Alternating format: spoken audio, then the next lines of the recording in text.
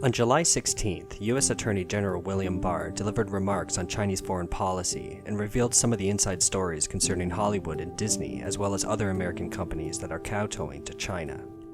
Hollywood, an icon of freedom and the human spirit, is now regularly censoring its own movies to please the Chinese Communist Party, the world's most powerful violator of human rights.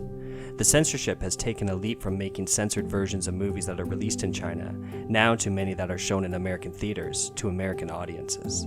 For example, the hit movie World War Z depicts a zombie apocalypse caused by a virus, which in the original version was said to have originated in China.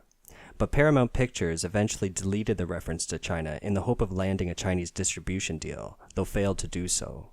Max Brooks, the author of the original novel, wrote a piece published in the Washington Post, revealing that he refused to delete the part related to China from the novel, and condemned Paramount's self-censorship. That's not all. In Marvel Studios' Iron Man 3, the villain, Mandarin, is from China in the original comic, but was changed to be a hired actor hired by the real villain. Chinese brand milk also was shown in the movie. In Mission Impossible 3, the scene showing drying racks in Shanghai was deleted as it was said it was mocking China for a lack of dryers.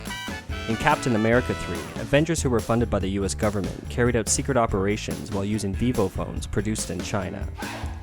In the Chinese release version of Pirates of the Caribbean 3, Cao Feng, cast by Hong Kong actor Chow Yun-fat, was deleted, since Beijing didn't like the idea of a Chinese pirate. Barr said, "In the past 2 decades, China has emerged as the world's largest box office. The CCP has long tightly controlled access to that lucrative market, both through quotas on American films, imposed in violation of China's WTO obligations, and a strict censorship regime.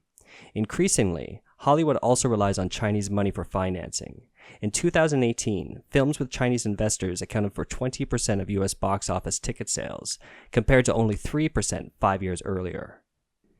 In 2012, the CCP encouraged Chinese companies to make overseas acquisitions and acquire the American cultural industry. Many of these companies have a Chinese state background.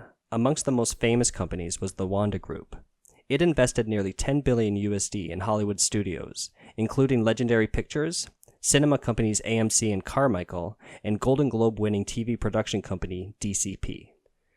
In 2016, AMC paved the way for the North American release of The Great Wall, a US-China co-production made by mainland director Zhang Yimou.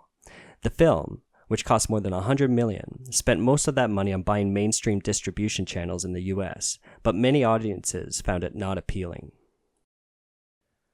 Barr also warned in his speech that in the long run, China may be less interested in cooperating with Hollywood than in co-opting Hollywood, and eventually replacing it with its own productions. To accomplish this, the CCP has been following its usual modus operandi. By imposing a quota on American films, the CCP pressures Hollywood studios to form joint ventures with Chinese companies, who then gain U.S. technology and know-how. Another example is Walt Disney. The iconic American company produced Kundun in 1997 about the CCP's oppression of the Dalai Lama and faced enormous pressure from Beijing. Ultimately, Disney insisted on releasing the film, but their moment of courage did not last long. After the CCP banned all Disney films in China, the company lobbied hard to regain access. The CEO apologized for Kundun, calling it a stupid mistake. Disney then began courting the PRC to open a $5.5 billion theme park in Shanghai. As part of the deal, Disney agreed to give Chinese government officials a role in management. Of the park's full-time employees, 300 are active members of the Communist Party. They reportedly display hammer and sickle insignia at their desks and attend party lectures at the facility during business hours. A Chinese-owned theme park popped up near the park, featuring characters looking suspiciously like Disney trademarks.